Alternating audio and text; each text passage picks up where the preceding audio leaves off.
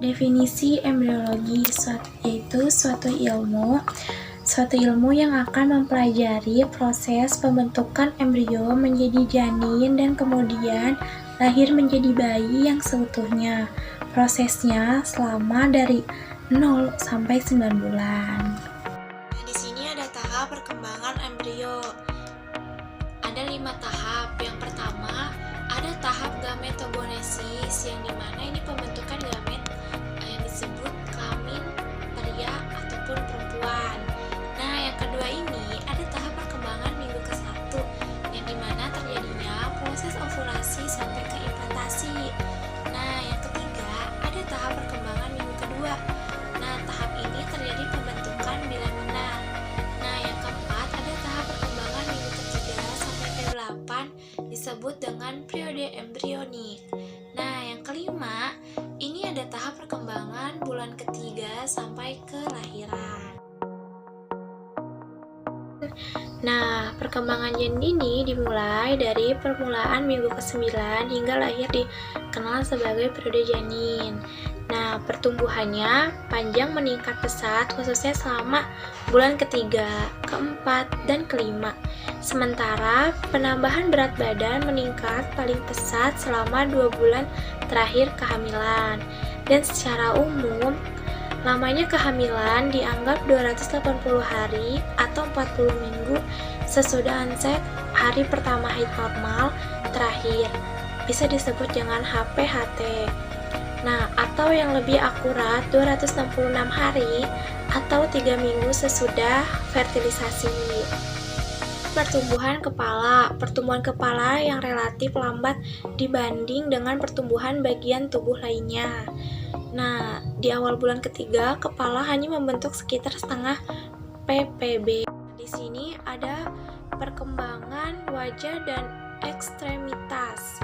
Selama bulan ketiga, wajah menjadi semakin mirip manusia, mata yang mula-mula mengarah ke lateral dan bergerak ke bagian ventral wajah, dan telinga semakin dekat dengan letaknya. Nah, ada ekstremitas. Ekstremitas ini mencapai panjangnya relatif dibandingkan dengan bagian tubuh lainnya, walaupun ekstremitas bawah masih sedikit lebih pendek dan kurang berkembang dibandingkan dengan ekstremitas di atas. Sini ada perkembangan genital, usus, dan otot. Pada minggu ke-12, genital ini eksternal perkembangan sampai ke tahap ketika jenis kelamin dapat ditentukan melalui pemeriksaan luar atau disebut dengan ultrasonografi. Nah, pada minggu ke-6, lengkung usus menyebabkan pembengkakan besar atau bisa disebut dengan herniasi di dalam tali pusat. Namun, pada minggu ke-12, lengkung usus telah ditarik ke dalam rongga abdomen. Pada akhir bulan ketiga, aktivitas refleks terdeteksi yang menandakan telah adanya aktivitas otot. Nah, di sini ada perkembangan janin keempat dan keenam.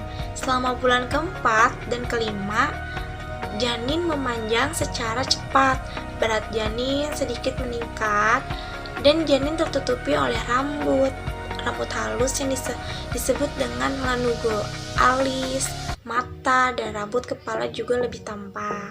Nah, di sini ada perkembangan janin di usia 8-9 bulan. Nah, selama 2 bulan terakhir, janin memiliki kontur cukup bulat sebagai hasil dari pengendapan lemak subkutis. Nah, pada akhir kehidupan intrauterine, kulit dilapisi oleh bahan berlemak berwarna putih yang bisa disebut dengan vernix caseosa. Nah, yang terdiri dari produk sekretorik dari kelenjar sebasea. Nah, di sini ada plasenta. Plasenta adalah organ yang memfasilitasi pertukaran nutrien dan gas antara kompartemen ibu dan janin. Fungsi plasenta. Fungsi plasenta ini terdapat pertukaran gas. Pertukaran gasnya seperti O2, CO2, dan CO. Nah, fungsi plasenta ini pertukaran nutrien dan elektronik. Pertukaran nutrien ini seperti asam amino, asam lemak, bebas, karbohidrat, dan vitamin berlangsung cepat dan meningkatkan seiring dengan kemajuan kehamilan. Ada tali pusat.